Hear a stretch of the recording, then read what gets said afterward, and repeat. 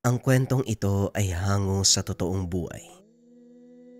Mula ito sa isa nating kabayan na itago na lang natin sa pangalang Felix.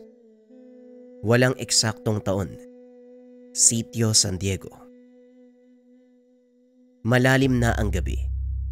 Gising pa ang diwa ng babaeng Selena at ang kaibigan nitong si Maya.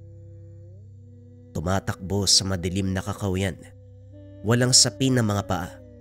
Nababalot ng dumi ang puting bestida na suot. Wala silang dalang kahit ano kung hindi ang mga sarili nila. Hindi alintana ang sakit na nararamdaman sa bawat matutulis na bato na tumutusok sa kanilang mga paa. Makatakas lamang sa kapwa aswang na humahabol sa kanilang dalawa. Hindi nila tayo pwedeng maabutan, Maya. Bilisan mo sa pagtakbo! Wika ni Lena. Lena, hindi ko na yata kaya. Tugon ni Maya. Kayanin mo. Hindi nila tayo pwedeng mapatay. Selena at Maya, nabibilang sa pangkat ng aswang mula sa Sitio San Diego, nakasalukuyan nilang tinataguan sapagkat gustong pasdangin ng pangkatang sanggol na nasa sinapupunan nito. Wala sana tayong problema kung hindi lang pumapel yung matandang aswang sa pinuno natin. Ano bang basihan niya sa propesiya na yun? Naihibang na ba yung matanda? Pati yung mga walang malay, nadadamay dahil sa kaibangan niya. Sigurado ako, gawa-gawa niya lang yung propesiya. Isang propesiya ang nilantad ng matandang aswang na Cesario. Ang sanggol na isisilang na may dugong mortal na siyang lulupig sa mga aswang sa Sitio San Diego.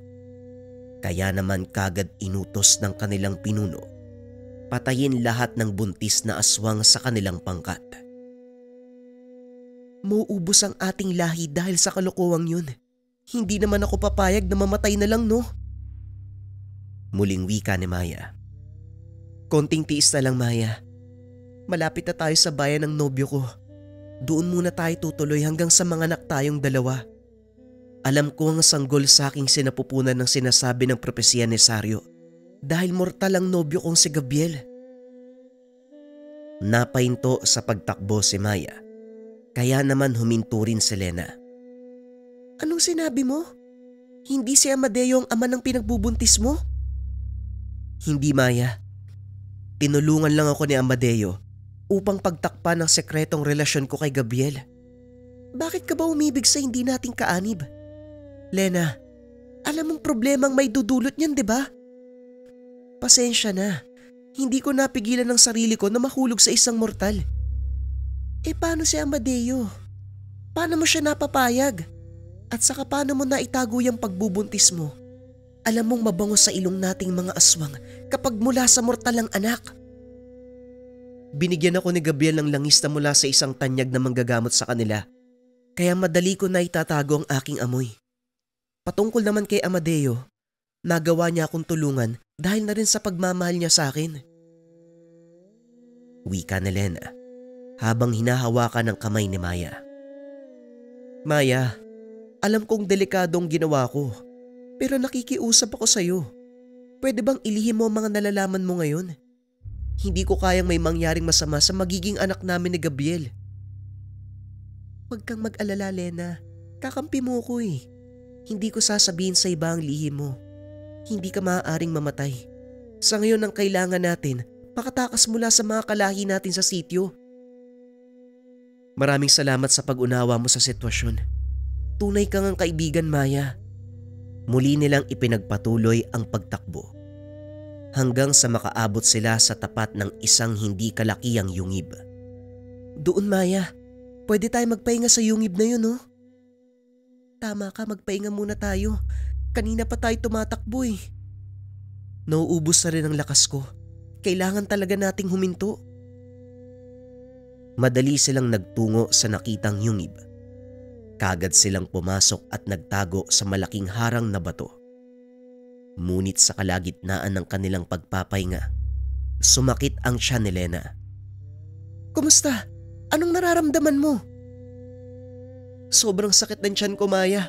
Manganganak na yata ako eh. Dumaing si Lena sa sakit, habang aligaga naman si Maya. Hindi nito alam ang gagawin sapagkat tulad ni Lena, buntis din siya. Naku, pumutok na yung panubigan mo. Manganganak ka na, Lena. Ano? Hindi pwede to. Hindi pa tayo nakakarating sa bahay ni Gabriel. Hindi tayo ligtas dito. Pero wala na tayong magagawa. Nakikita ko na yung ulo ng bata. Huminga ka ng maayos, tutulungan kita. Paano mo ko tutulungan? Pareho tayong aswang. Hindi mo maiiwasan na matakam kapag nakita mo ang sanggol ng isang mortal. Sandaling nag-isip ng paraan si Maya habang hindi magkamayaw sa sakit na iniinda sa Lena. Tinanggal nito ang nakabalot sa kanyang balabal nang may malaglag na maliit na bote sa lupa. Kagad itong dinampot ni Maya. Lena, ito ba yung sinasabi mong langis ay binigay ni Gabriel? Tama ka. Yan nga yun. May naisip na akong paraan. Ipahid natin yung langis sa'yo at sa sanggol kapag nalabas mo na. Sa palagay mo gagana ba yun? Sa ngayon wala na tayong ibang pagpipilian. Ito na lang yung pwede nating subukan eh. Ikaw na ang bahala. Ipagkakatiwala ko sa iyo ang lahat. Sinimulan ni Maya na paanakin ang kaibigan. Maya-maya pa, isang iyak ng sanggol ang maririnig sa paligid. Indikasyon na naisilang na ni Lena ang anak nila ni Gabriel. Ibinalot niya ito kagad sa balabal na kanina ay suot ni Lena. Ipinahid ang tangan na langis mula sa bote. Lalaki. Lalaki ang anak mo, Lena. Isang malusog na batang lalaki. Pinagmasdan ni Lena ang sanggol na hawak ni Maya. Bagamat nangihina, pinilit nitong kunin kay Maya ang anak upang kargahin. Maamo din yung mukha niya kagaya sa'yo. Anong ipapangalan mo sa kanya? Ismael ang ipapangalan ko sa kanya. Parehong nakangiti ang dalawang magkaibigan habang nakatitig sa sanggol na kinagigiliwan. Subalit hindi rin nagtagal. Narinig nila ang malakas na ingay na nagmumula sa labas ng yungib. Ingay na hindi nila nanaisin na marinig sapagkat alam nila na ito ay nagmumula sa isang aswang. Lena, mukhang natuntun nila tayo. Hindi maaari, Maya. Hindi nila pwedeng makita ang anak ko. Siguradong papatay nila si Ismael sa oras na malaman nilang nananalaytay sa kanya ang dugo ng isang mortal. Anong gagawin natin? Kaya mo bang kumilos? Malungkot na reaksyon ang ibinigay ni Lena kay Maya. Sa sandaling iyon, alam niya ang kahahantungan ng mga titig ni Lena. Hindi, Lena. Hindi ako papayag. Bubuhatin kita, kaya ko pa naman eh. Sabay tayong tatakas, hindi kita iiwan dito. Mahina na ang katawan ko, Maya. Magiging pabigat lang ako sa inyo eh. Eto, kunin mo si Ismael. Kagad niyang ipinasa ang sanggol kay Maya. Hinalikan ang noo ng anak. Pasensya ka na, anak. Kung hindi na kita magagabayan sa paglaki mo. Tandaan mo, mahal na mahal kita, ha? Hindi ako nagsisisi na ikaw ang naging anak ko. Lena, ano ba yung sinasabi mo? Halika na! Maya, ikaw nang bahala sa anak ko. Ha? Hindi pwede, sasama ka sa amin. Hindi pwedeng maiwang ka dito. Mas matatagalan tayo kung sasama pa ako sa inyo. At isa pa, buntis ka rin eh. Maya, dumiretso ka sa bahay ni Gabriel. Nag-iintay siya roon. Paano ka? Ako nang bahala sa sarili ko. Basta magmadali ka na. Itakas mo si Ismael habang may oras pa. Pakiusap, iligtas mo siya. Pakisabi kay Gabriel. Mahal na mahal ko siya. Alagaan niya ang anak namin. Matapos magsalita ni Lena, itinulak niya ang kaibigan papalayo. Umalis na si Maya sa lugar. Ilang sandali ang nakalipas. Tuluyan nang nakapasok sa loob ng yungib ang mga aswang. Sa pagtakas ni Maya palayo sa yungib, ay siya ring pagtatapos ng isang malagim na senaryo. Isang pangyayari na kailanman hinding-hindi niya makakalimutan. ang kanyang matalik na kaibigan na si Lena nagsakripisyo para sa kanya at sa anak nito. Sa puntong iyon, iisa lamang ang nasa isip ni Maya, ang makalayo mula sa kapwa aswang. Tutuparin ko ang pangako sa iyo, Lena. Ililigtas ko ang anak mo. Mabubuhay si Ismael. Mabubuhay siya. Ginamit niya ang natitirang lakas upang mailigtas ang sanggol. Sa kabilang dako naman ay hindi mapakali si Gabriel. Paikot-ikot sa bungad ng trangkahan ng kanilang bayan. Hindi pa rin dumarating ang kasintahan. Lagpas na ang oras ng kanilang usapan sa pagkikita. Kaya naman nagsimula ng mabuo ang agam-agam sa kanyang isipan. Nasaan ka na ba, Lena? Bakit wala ka pa? Makalipas ang ilang minuto, may naaninag siyang figura ng isang babae. Naglalakad palapit sa trangkahan. Lena? Ikaw ba yan, Lena? Napakunot ang noo ni Gabriel nang makita niya ang itsura ng babae. Hindi to si Lena. Makikita sa mukha ng babae na pagod na ito. Gabriel? Ikaw ba si Gabriel? Teka, sino ka? Paano mo nalaman ang pangalan ko? Tuluyang lumapit si Maya sa kinakatayuan ni Gabriel. Ako si Maya. Kaibigan ko si Lena. Tinignan ng lalaki ang kabuuan ni Maya. Halos pareho silang manamit ni Lena. Sabihin mo sa akin, kagaya ka rin ba ni Lena? Lumapit pa ito kay Maya at saka ibinulong sa babae ang katanungan na hindi maaaring marinig ng iba. Sabihin mo, aswang ka rin ba? Tumango si Maya bilang sagot. Napadako ang tingin ni Gabriel sa hawak ng babae at saka muling ibinaling ang mata sa babaeng karap. Si Lena. Nasaan si Lena? Kagad nagbago ang reaksyon ng mukha nito. Kitang-kita ang paglandas ng luha sa pisngi na may kaunting bahid pa ng dugo. Hindi pa man bumubuka ang bibig ni Maya, mukhang alam na ni Gabriel ang magiging sagot nito. Hindi. Hindi pwede. Gabriel, patawad. Anong nangyari? Bakit hindi mo siya kasama? Sa puntong ito, pawang hinagpis ang kanilang nararamdaman. Kusang bumagsak ang dalawang tuhod ni Gabriel sa lupa. Doon ay tuluyan siyang humagulgol sa kawalan. Lena! Lena! Tatagan mo ang kalooban mo, Gabriel. Hindi to ang oras para maging mahina ka. Kailangan ka ng anak mo. Kailangan ka ni Ismael. Tumigil sa pag-iyak ang naglulupasay na lalaki. Kagad dinaluhan si Maya. Anong ibig mong sabihin? Nagsakripisyo si Lena para mailigtas kami ng anak mo. Ibinaling ni Gabriel ang tingin sa hawak ni Maya. Sa kanya lamang napagtanto na sanggol ang nakabalabal na hawak-hawak nito. Ismael ang pinangalan ni Lena sa kanya. Ismael ang pangalan ng anak niyo. Napatulala na lamang si Gabriel habang inaabot ang sanggol mula kay Maya. Umakto itong hinihele habang nananatiling tahimik ang sanggol. Kamukha mo ang nanay mo. Anak, huwag ka mag-alala. Aalagaan kita. Mamahalin ka gaya ng pagmamahal ko sa nanay mo. Pinapasabi ni Lena, mahal na mahal niya kayo ng anak mo. Habang buhay ko siyang mamahalin at hindi yun magbabago. Habang nasa ligtas na lugar si Maya, si Lena ay mag-isang sinasagupa ang pangkat ng mga aswang na sabay-sabay sumusugod papunta sa kanya. Halos nauubusan siya ng lakas, ngunit pinipili niya pa ring lumaban. Talagang kakalabanin mo ang kapwa mo, aswang, para lamang sa isang sanggol.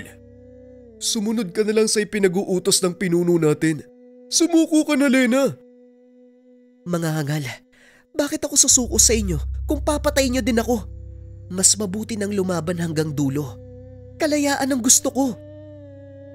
Kalayaan? Nahihibang ka na ba? Matagal na tayong malaya.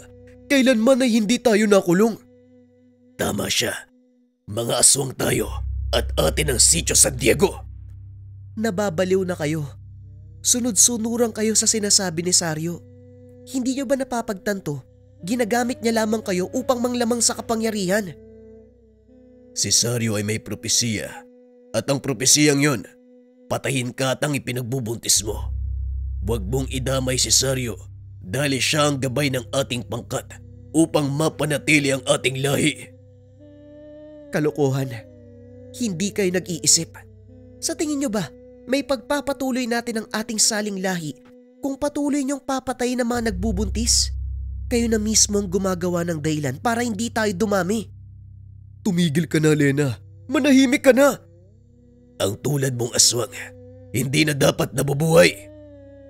Kung ayaw mong sumuko, mas mabuti kang mamatay ka kasama ng anak mo. Kumilos ang mga aswang. Walang awang pinatay si Lena. Maririnig ang malakas sa sigaw ni Lena sa buong kagubatan. Bitawan niyo si Lena! Sabay-sabay na lumingon sa pinanggagalingan ng boses ang mga aswang.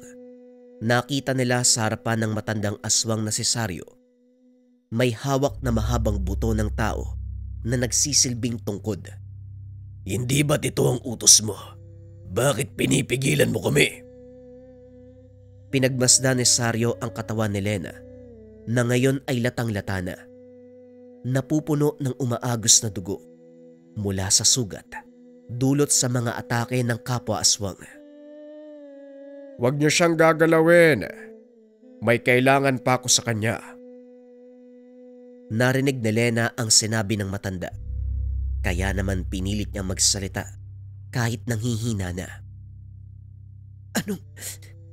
Anong balak niyo sa akin? Ang anak mo. Ang anak ko? Wala kayong mapapala. Wala na ang anak ko. Pinatay ko siya. Sinungaling. Pinatay mo. Alam kong hindi mo magagawa ang bagay na yun, Lena. Kahit anong sabihin mo, wala ka nang magagawa. Patay na ang sanggol. Tama na, Lena. Alam mong wala kang maitatago sa akin. Nakikita ko ang lahat ng maaaring mangyari sa Sitio San Diego. Alam kong buhay pa ang sanggol sa sinapupunan mo. Naririnig ko ang pintig ng puso niya. Bagyang natigilan si Lena sa sinabi ni Saryo. Hindi niya mapigilan mag-isip. Ano ang naririnig niya? Malayo na mula sa kinaroroonan ang lokasyon ng bahay ni Gabriel. Kaya paanong nararamdaman ni Saryo ang anak na si Ismael? Lena, sumama ka sa amin. Hindi ako sasama sa inyo. Mahina na ang katawan mo. Kailangan mo ng paunang lunas. Sinabing hindi ako Hindi na ituloy ni Lena ang sasabihin nang bigla siyang makaramdam ng pagsakit ng tiyan sa ikalawang pagkakataon ngayong gabi. Halika na sa sityo. Hindi ka maaaring manganak dito.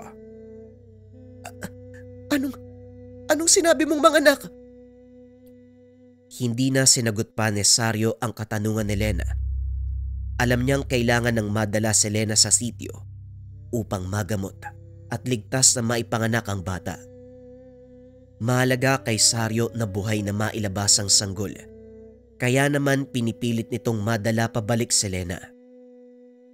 Dalhin niyo siya pabalik sa sityo. Magmadali kayo. Hindi ako sasama sa inyo. Hayaan niyo na ako. Dahil nagpupumiglas si Lena gamit ang natitirang lakas upang kumawala mula sa pagkakahatak sa kanya. Napilitan na silang buhatin ang katawan nito.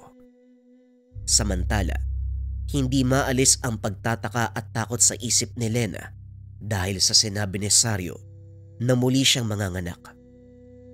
Isang ideya ang pumasok sa isip ni Lena. Ideya na maaaring magdulot ng trahedya sa buong sitio ng San Diego. Kambal ang anak ni Lena.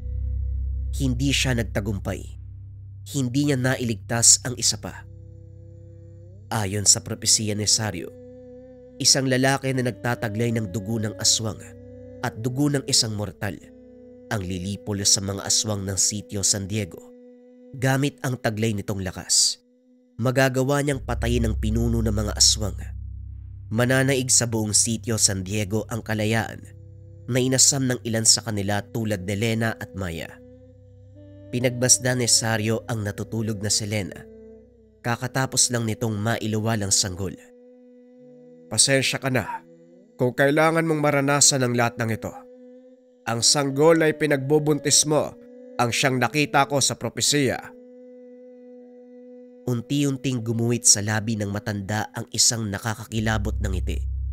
Hinaplos niya ang mukha ni Lena gamit ang kamay na may mahabang kuko. Sabay baling sa katabing sanggol. Siya ang susi upang makamit ko ang inaasam kong kapangyarihan. Ngayong hawak ko na ang anak mo, masisimulan ko na ang aking plano. Masyadong madaling paikutin ang pinuno ng mga aswag. Si Nardo, isang salita ko lang, sumusunod siya. Inutil na pinuno. Nahinto sa pagtawa si Sario nang makarinig siya ng ingay mula sa labas ng kubo na kinaroroonan nila. Nagmadali siyang pumunta sa harapan ng bintana. Binuksan ito para usisain ang kaguluhan sa labas. Bumungad sa kanya ang kumpol ng mga aswang na hindi magkamayaw sa pagsilip sa loob ng kubo. Naglalaway ang mga ito na tila takam na takam sa karne ng tao. Tandang Sario, may naaamoy kaming mortal sa kubo mo. Magsitigil kayong lahat. Hindi nyo maaaring galawin ng sanggol sa loob ng kubo na ito. Akala ko ba kailangan nating patayin ang lahat ng sanggol at buntis? Hindi ba't yun ang kautusan nyo ni Nardo? Ibigay mo sa amin ang sanggol. Naaamoy namin ang sariwang laman ng sanggol. Saglit na kinuha ni Sario ang sanggol. Itinaas gamit ang dalawang kamay, dahilan para magising at umiyak ito. Sa harap ng mga aswang, ipinakita niya ang kabuuang anyo ng anak ni Lena. Pagmasdan nyo ang batang ito. Ito ang nakita ko sa aking propesiya. Siya ang nakatakdang maging pinuno ng ating pangkat. Kaya mula ngayon, ang batang ito ay ating pangangalagaan. Ituturing na espesyal ng lahat ng aswang dito sa sitio San Diego. Bagaman naguguluhan, sumang-ayon naman kagad ang mga aswang sa mga sinasabi ni Sario, sapagkat ito ay lubos silang pinaniniwalaan, pinagkakatiwalaan sa lahat ng desisyon sa loob ng San Diego. Ang batang ito ay tatawagin natin sa pangalang Leon. Umalingaw-ngaw sa maliwanag na gabi ang pagpupugay ng mga aswang. Sa kabilang banda, may isang nilalang na hindi natutuwa sa mga nangyayari. Masama ang titig ni Nardo sa batang hawak ni Sario. Hindi maaaring may pumalit sa akin. Hinding-hindi ako makakapayag. Nang gabing iyon, isang plano ang nabuo sa isipan ni Nardo na hinding-hindi magugustuhan ni Lena. Ilang taon nang nakalipas buwat nang mangyari ang kaguluhan sa sitio San Diego. Marami ang nagbago sa paglipas ng mga araw. Kasama na rito ang pamumuhay ngayon nila Gabriel at Maya. Gabriel, Ismael, halina kayo dito, kakain na tayo ng tanghalian. Wika ni Maya sa dalawang lalaki.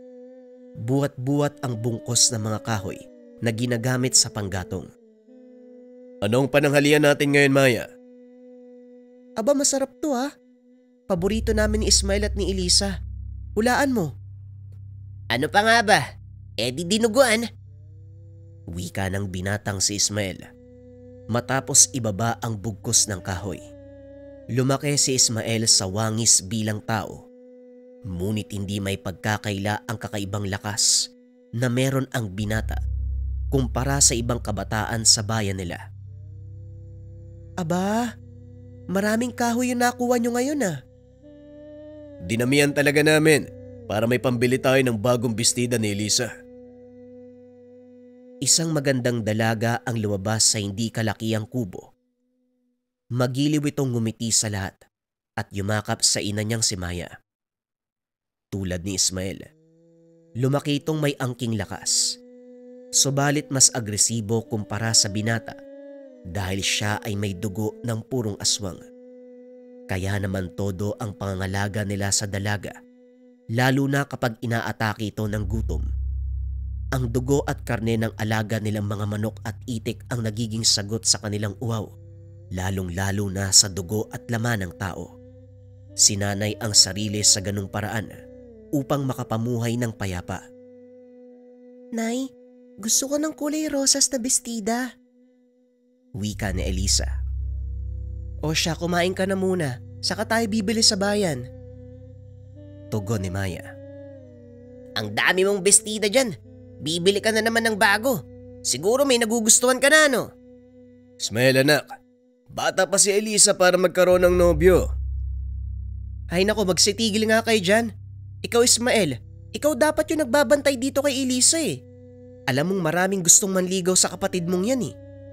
Nay, alam niyo naman po wala pa sa isip ko yung mga ganyang bagay. Yang ngang si Ismael, halos magkandara pa yung mga dalaga eh kapag nakikita siyang dumadaan eh. Aba syempre naman, saan pa ba magmamana yan? Eh di sa ama, hindi ba? Hay nako Gabriel, hindi ikaw ang kamuka, Selena talaga. Bagyang dumapo ang katahimikan sa kanilang apat. Muli na naman nilang naalala si Selena. Bata pa lamang si Ismael. Mulat na siya sa katotohanan na may dugo siyang aswang dahil sa ina niyang Selena. Matanong ko lang ho, maganda po ba si Ina? Mabilis na basag ang katahimikan sa sinabi ni Ismael. Oo, sobrang ganda. Hindi mo akalaing aswang nga siya eh. Tama ang iyong ama. Selena ang may pinakamagandang mukha sa buong sitio San Diego. Kaya nga maraming nagkakagusto sa kanya eh. Kaso lang kahit isa sa mga taga-sitio walang pumasa. Yun pala, sa mortal nagkagusto. Dito sa tatay mo. Maswerte ako dahil minahal ako ng nanay mo. Kung nandito lang sana siya ngayon, matutuwa yun. Lumaki matipuno at mabait na anak itong si Ismael. Tunay ang iyong sinabi, Gabriel. Naalala ko pa yung pinangako ko sa kanya. Ililigtas ko si Ismael at papangalagaan. Sana nakikita niya ngayon to. Nay Maya, tay, nais kong pumunta sa sitio San Diego. Nagulat ang tatlo sa sinabi ni Ismael. Ano? Eh bakit mo gustong pumunta sa sitio? Mapanganib doon anak. Hindi maaari Ismael. Ang pangako ko sa nanay mo, kailangang ligtas ka hanggat nabubuhay ako. Kaya ko naman po ang sarili ko. Araw-araw ako nagsasanay para mas lalong lumakas. Ano ang pakay mo at gusto mong pumunta sa lugar na yon? Hindi ba't napag-usapan na natin matagal na panahon na? Hindi kayo maaaring magawin ni Elisa sa lugar na yon. Natatakot ako malaman ng mga aswang sa sitio na buhay pa tayo. Kahit mas malakas ka sa kanila, wala kang laban sa bilang ng mga aswang doon. Nay, may isang bagay lang akong gustong makumpirma, kaya nais kong pumunta sa lugar na yon. At ano naman yun? Nagbuntong hininga si Ismael bago sagutin ang tanong ng nanay-nanayan. Nais ko pong alamin ang katotohanan sa likod ng pagkamatay ni nanay. Hindi mo gagawin yan, Ismael. Pero tay, kapag sinabi kong hindi ka pupunta, hindi ka pupunta. Tay Gabriel, huwag niyo pong pagalitan si Ismael. Pasensya na, Elisa. Nadala ako ng emosyon. Pasensya ka na rin, Ismael. Sana makinig ka sa amin ng nanay Maya mo para sa ikabubuti mo ang sinasabi namin. Napatango na lang si Ismael. Diretsyong nakatingin sa pinggan sa kanyang harapan. Opo tay, maliwanag ho. Dumako tayo sa sitio San Diego. Narinig mo ba yung nangyari kay Leon? Oo, biruin mo hanggang sa ngayon. Lampa! Ilang taon na ba yan? Parang hindi aswang kung kumilos. Walang lakas.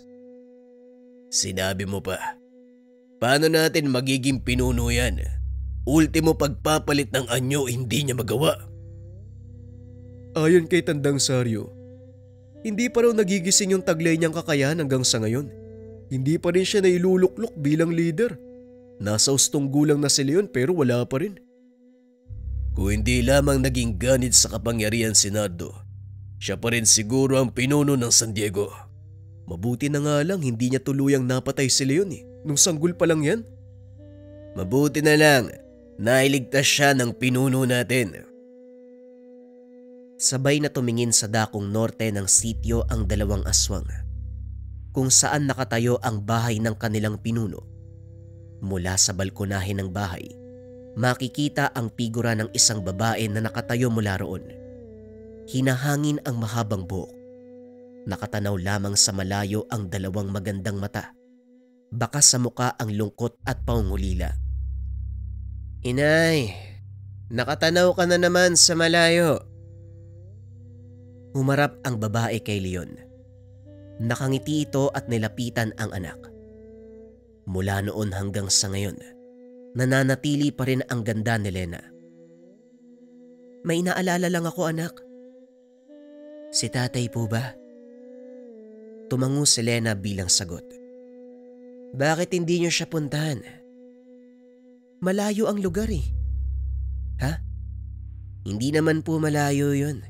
Nasa kabilang dako lang yung bahay ni Tatay Amadeo. Basta malayo yun, anak. Nga pala, kumusta ang pagsasanay mo? Nagbago ang reaksyon sa mukha ng binata.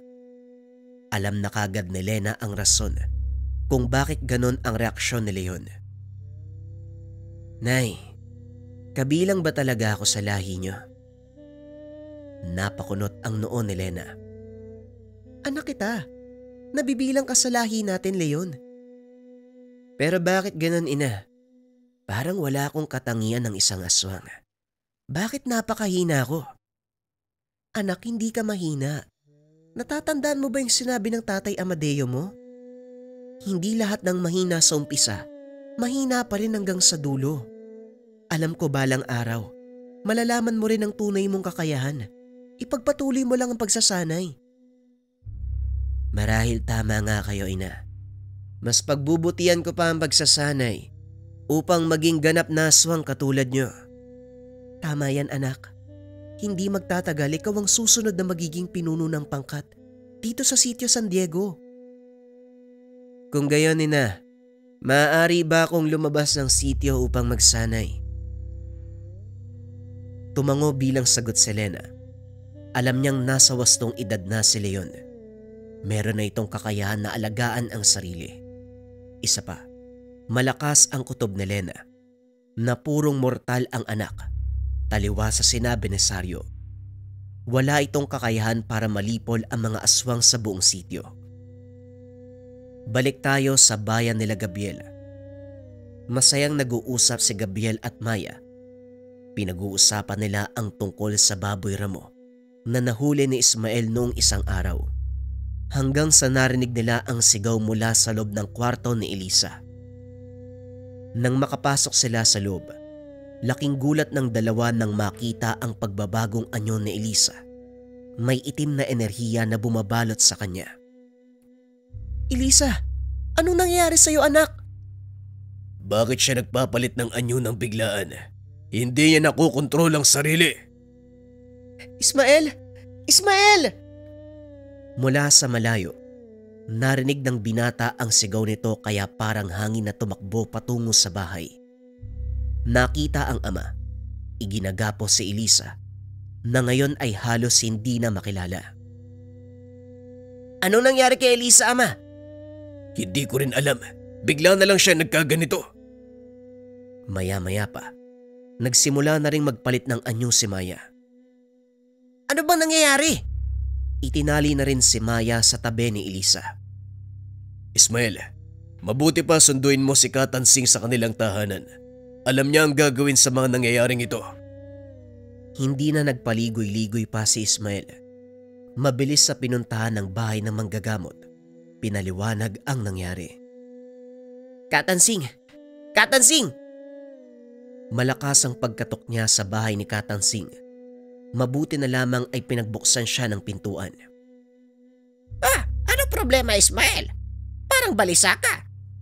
Katansing, sumama po kayo sa akin. Kailangan po namin ng tulong nyo. Naintindihan kagad ni Katansing ang problema.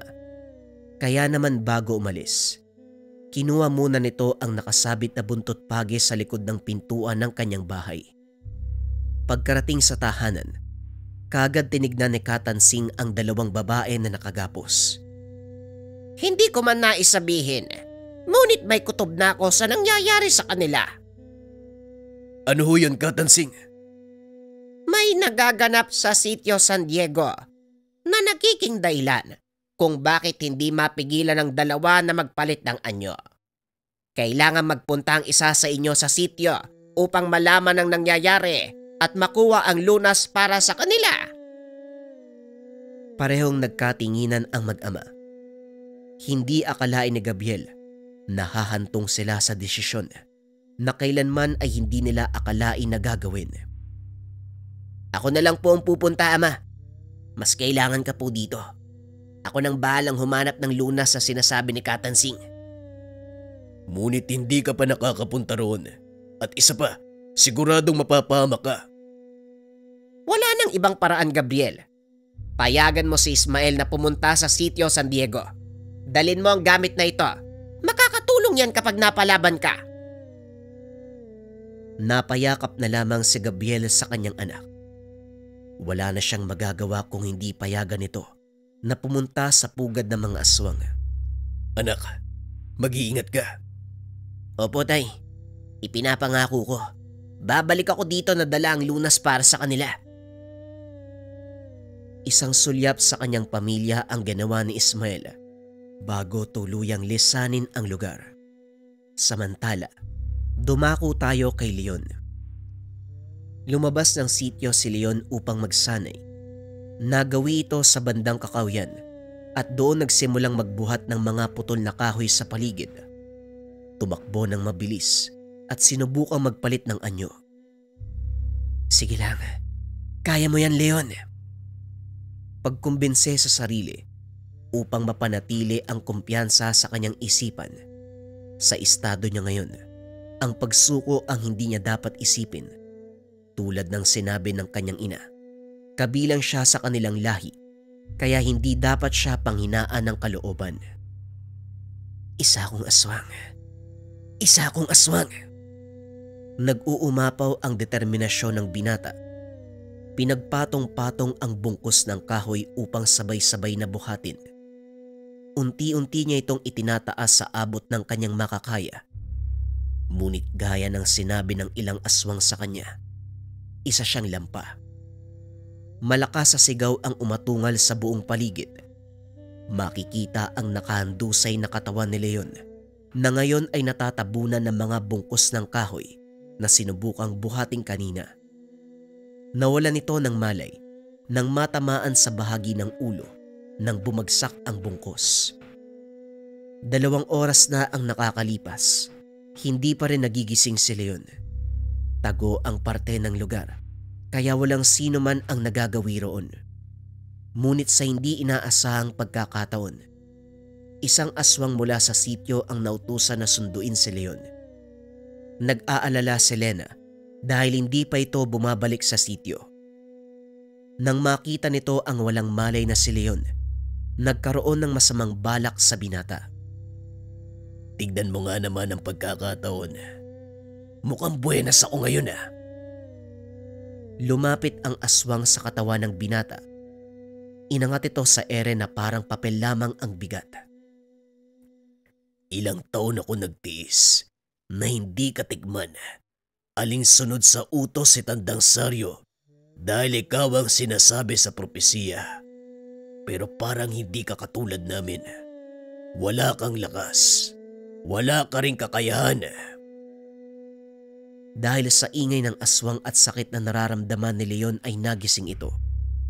Bumungad kagad ang muka ng naglalaway na aswang, kaya nagpumiglas ang binata upang makawala sa kapamakan. Ano bang ginagawa mo? Bitawan mo ko! Nababaliw ka na ba? Sa palagay mo gagawin ko yon? Isa rin akong aswang. Kabilang ako sa mga kalahi mo. Hindi ka aswang, Leon. Alam ng lahat sa sityo na hindi ka nabibilang sa amin. Isa kang mortal. Isa kang tao, Leon. Sa puntong iyon, unti-unti nang nawalan ng pag-asa si Leon. Hindi na nagpumiglas. Hindi na rin umangal sa anumang nais gawin sa kanya ng aswang. Mas mabuti nga wakasan mo na ang buhay ko. Hindi ko na rin nanaisin na mabuhay pa kung ganito lang ang aking kakayahan. Tama yan. Huwag ka nang kumawala pa dahil... Tumumba ang katawan ng aswang. Nalaglag sa lupa ang katawan ni Leon. Otomatikong nabaling ang kanyang atensyon sa lalaki. Tumatakbo papalapit sa kanya. Nakita niyang unti-unting nangihina ang aswang na kanina lang ay balak siyang kainin. Sino ka? Lumapit ang lalaki sa aswang. Binuhusan ito ng isang uri ng langis. Kitang-kita ni Leon kung paanong natupok ang katawan ng nilalang hanggang sa tuluyang maging abo. Muli siyang napatingin sa lalaki. Meron itong suot na isang uri ng kwintas. May hawak na punyal na siyang ginamit upang gilitan ng aswang. Tumayo sa pagkakaupo sa lupa si Leon. Eksaktong humarap naman sa kanya ang lalaki. Nagulat nang makita ang kanyang sarili sa mukha ng lalaking karap niya.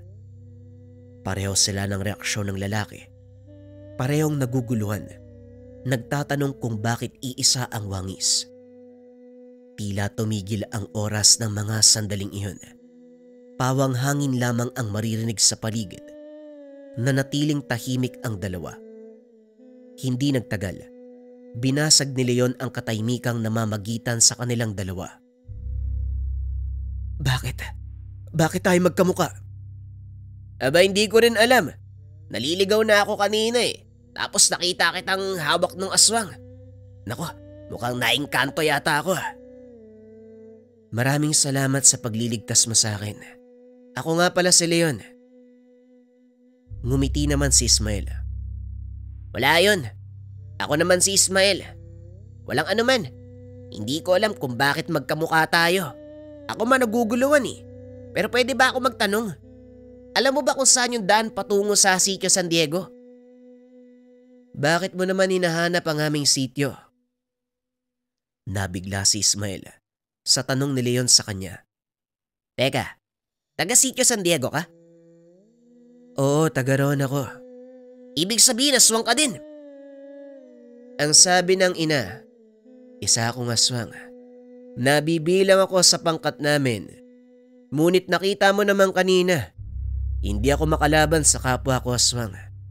Wala akong kakayahan upang labanan ng sino mang magtatangka na kitilin ang buhay ko. Mahina ako eh. Baka totoo nga ang sinasabi ng mga tao sa baryo. Isa akong mortal. Mortal? Oo, tao ka, 'di ba? Hindi eh.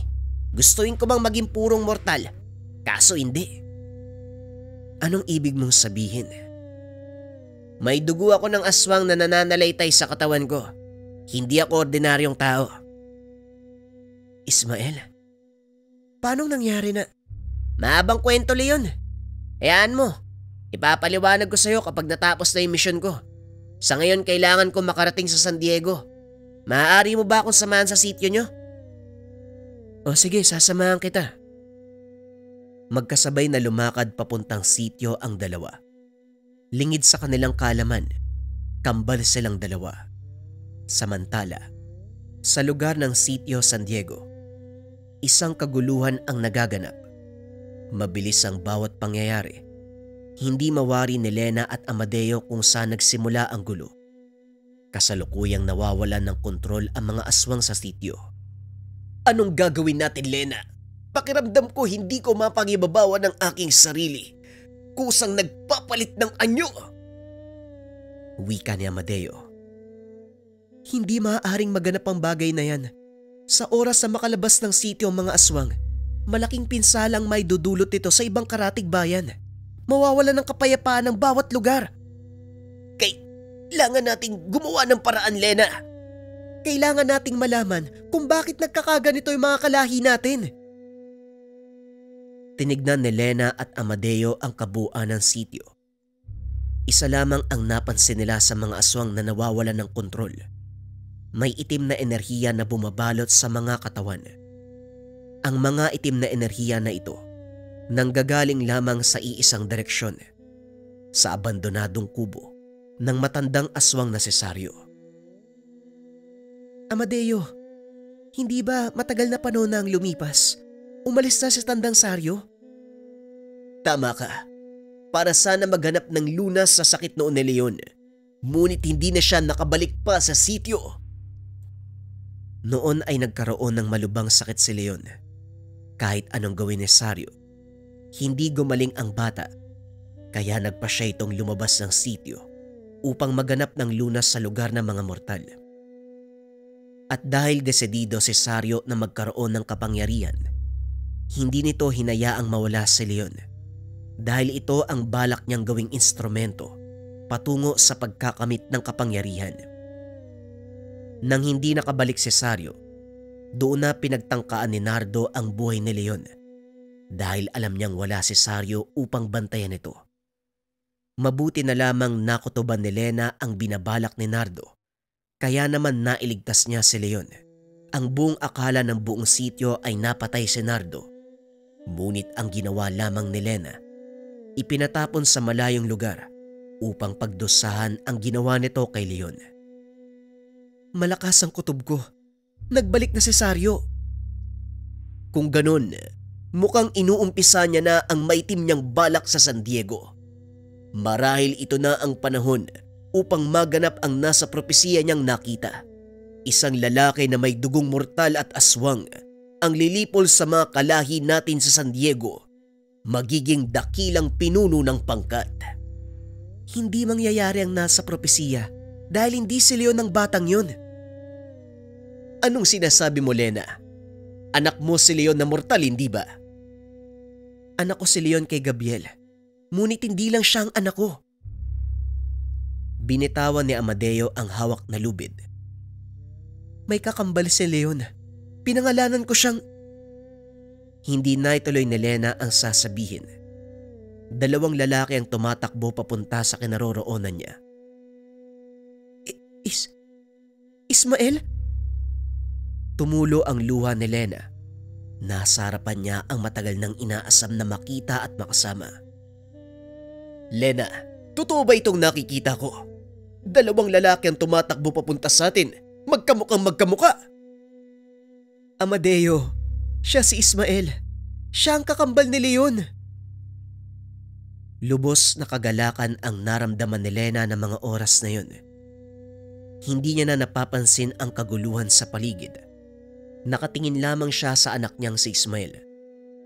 Nang makarating na ito sa kanyang harapan, pareho silang natulala. Ina, siya nga pala si... Hindi na naituloy pa ni Leon ang sasabihin nang biglang mangisay ang katawan ni Lena. Akmang matutumba ito sa lupa pero nasalo siya ni Amadeo. Leon, may nangyayari sa iyong ina. Hindi niya napapangibabawan ng kanyang sarili. Ano po ang nangyayari, Ama? Bakit lahat ng kababaryo tila wala sa kanilang sarili? Hindi ko alam. Pero malakas ang aking hinala. Si Saryo ang may gawa nito. Tuluyang nawala ng kontrol si Lena. Sa sobrang lakas nito, tumilapon si Amadeo sa pader ng isang kubo, dahilan para masira. Samantala, paulit-ulit winawasiwas ni Ismael ang dalang punyal upang hindi siya malapitan ng mga aswang. Hanggat maaari ayaw niyang patayin ang mga ito, sapagkat alam niya na wala sila sa katinuan. Maya-maya pa, isang nakakakilabot na halakhak ang maririnig sa buong sitio San Diego. Hinanap nila kung saan nagmumula. Nakitang may isang lalaking nakalutang sa ere. May hawak na tungkod na gawa sa buto ng tao. Saryo! Bagamat nangihina, madaling nakilala ni Amadeo ang figura ng aswang. Hindi siya pwedeng magkamali. Ito si Tandang Saryo. Nababalot ng itim na enerhiya ang tungkod. Kumusta kayo rito sa San Diego, mga mahal kong kalahi? Itinoon niya ang tingin sa binatang si Leon. Kumusta, Leon? Ang paborito kong aswang. Maayos naman ho ako. Ito ang gusto mo, hindi ba? Eto, kunin mo. Pero ibalik mo sa dati ang mga aswang dito sa sityo. Aba, mukhang matalas na ang dila mo. Napayuko si Leon sa sinabi ni Saryo. Nagkamali ako sa iyo eh. Ang buong akala ko, ikaw ang magiging susi para makuha ko ang kapangyarihan dahil yon ang nakita ko sa pangitain. At ang mukhang yan, yang mukhang yan ang eksaktong nakita ko. Yan ang lilipol sa mga aswang at magiging dakilang pinuno. Sinubukan kong manipulahin ang nakita kong propesya. Gumawa ko ng paraan para mabuhay ka kaysa patayin kahit meron akong pagkakataon noon. Pero hindi ko ginawa dahil naisip ko, maaari kitang gamitin para mas mabilis kong mahawakan ng kapangyarihan. Ngunit mali ako, pero lahat ng pagkakamali, maaaring gawa ng panibagong plano. Mabilis ang naging kaganapan. Gamit ang itim na enerhiya, nagawang kontrolin ni Saryo ang katawan ni Lena laban kay Leon. Nay, anong ginagawa mo? Akmang lalapit sana si Leon sa kanyang ina, pero nakalmot siya. Kagad tumilapon sa malayo. Samantala nakita ito ni Ismael. Kasalukuyang itinataboy ang kumpol na aswang na nais siyang patayin. Leon! Naagaw ang atensyon ni Tandang Saryo nang sumigaw si Ismael. Sa puntong ito, nalito ang matanda. 2 leon ang nakikita niya. Hindi siya maaaring magkamali. Nasa 2 magkaibang direksyon ang kambal. Mabilis na pumasok ang teorya sa isipan ni Saryo. Ang lalaking nakatayo sa harapan niya ngayon, ang totoong nasa propesiya, hindi si Leon. Tumingin siya ng masama kay Lena. Naisahan siya nito. Hindi ako makakapayag. Hindi matutuloy ang nasa propesiya! Sinugod ni Saryo ang katawan ni Lena papunta kay Ismael para patayin ito. Puro pag-iwas lamang ang ginagawa ni Ismael. Minsan natatamaan ng kalmot ang binata pero hindi niya iniinda. Ang mahalaga sa kanya, makaiwas sa nakakamatay na kagat nito. Ismael, huwag mo siyang sasaktan. Rinig ni Ismael ang sigaw ni Leon. Nilingon nito ang direksyon ng boses. Ngunit paglingon niya, ang siyang pagtama ng kuko sa kaliwang pisngi ng muka. Nagkasugat ito at nagdugo. Sumugod pabalik si Ismael gamit ang punyal. Nang makakuha ng tiempo, natumba sa lupa ang kalabang aswang. Pinaibabawan niya ito. Bumuelo ng pagsaksak ng punyal. Kaso nga lang, huwag mong ituloy, Ismael! Siya ang nanay mo! napahinto si Ismael. Pinagmasdan ng mukha ng aswang na nasa harapan. Ikaw ba? Ikaw ba si Nanay Elena? Nangingilid ang luha ni Ismael. Nang mapagtanto, muntik niyang patayin ng ina. Unang beses silang magkita, ngunit sa ganitong paraan pa talaga. Kambal kayo ni Leon. Anak kayo ni Lena. Muling wika ni Amadeo. Sinusubukang magpalit ng anyo para patayin si Saryo. Narinig ni Saryo ang lahat ng sinabi ni Amadeo. Muli na naman siyang tumawa na parang nababaliw. Nakumpirma. Tama ang teoryang pumasok sa isipan. Lalong napuno ng galit ang puso ni Saryo. Kaya naman nagpakawala siya ng mga aswang para sugurin si Ismael. Hindi na kinaya pa ni Ismael na hindi labanan ang mga ito. Ginamit niya ang punyal. Isa-isang pinatay ang nakapalibot sa kanya. Napuno ng dugo ang buong lugar at halos napinsala na ang lahat ng kubo. Hindi na mapipigilan ang galit ni Ismael kay Saryo. Gamit ang angking lakas na meron siya bilang aswang, sinabuyan niya ng langis ang matanda. Walang yaka, Ismael! Hindi na nagdalawang isip ang binata. Pilit niyang inagaw ang tungkod kung saan merong uri ng kristal. Doon nang gagaling ang itim na enerhiya na kumukontrol sa mga aswang sa sityo. Maigpit ang pagkakahawak ni Tandang Saryo sa tungkod. Isang paraan lamang ang naisip niya upang makuha ito. Gamit ang punyal, tinagpas niya ang braso ng matandang aswang. Sa pagkuha niya ng tungkod, kagad niyang binasag ang kristal. Nawala ang itim na enerhiya na kumokontrol sa lahat. Mula sa ere, kitang-kita ni Ismael ang pagbabalik anyo ng kanyang ina. Kaso nga lang, nabawi ang ngiti ni Lena nang makita niyang susunggaban ni Saryo ang anak. Napapikit na lamang si Ismael. Inaantay na masaktan sa atake na gagawin ni Saryo. Kaso nga lang, wala ni isang kuko ang bumuon sa kanya. Nagulat na lamang ang mata. Nakitang isang itak ang tumago sa dibdib ni Saryo. Bumagsak sa lupa ang katawan. Nakita niya na si Leon ang may gawa nito. Patas na tayo, kuya. Nailigtas kita. Matapos ng kaganapan, kagad lumapit si Lena sa anak. Niyakap niya si Ismael. Nay, kung alam niyo lang, matagal na panahon ang inantay ko para mayakap kayo. Alam ko magkikita tayo muli, kaya hindi ako napagod na mag-intay sa'yo, anak. Siguradong matutuwa si Ama kapag nalaman niyang buhay ka. At hindi lang yun, meron pa akong kapatid. Ibinaling nito ang tingin kay Leon, nakatabi ni Amadeo. Dala ng pagkakataon, inamin ni Lena kay Leon na hindi si Amadeo ang tunay niyang ama, kung hindi si Gabriel na isang mortal.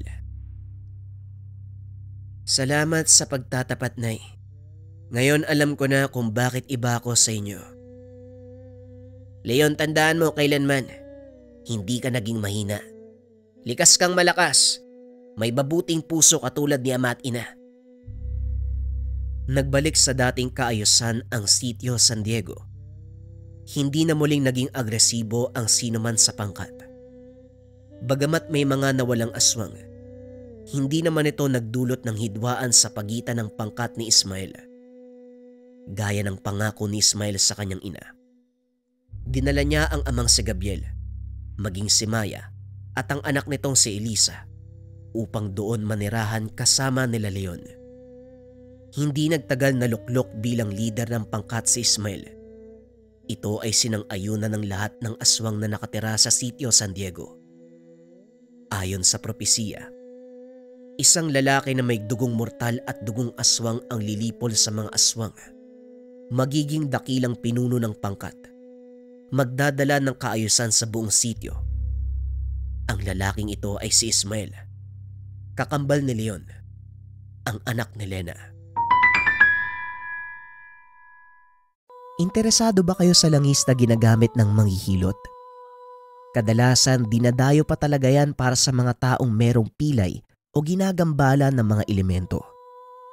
Eto mga kabayan, konsagradong langis, haplas. Konsagrado na ang ibig sabihin ay binasbasa ng 6 na antingero. Tama kayo ng narinig mga kabayan. Galing pa ito sa Negros. Natural ingredients ang ginamit dito, amoy coconut mga kabayan. Ang langis ay gawa sa mutya ng baon na merong isang mata. Para ito sa masakit na katawan, kasukasuan, rayuma, ubo, sipon, sakit ng ulo at marami pang iba. Hindi lang pisikal na katawan ang binibigyang lunas, maging ang espiritual. Kung interesado ka, isearch lang ang shop ng Likha Merchandise.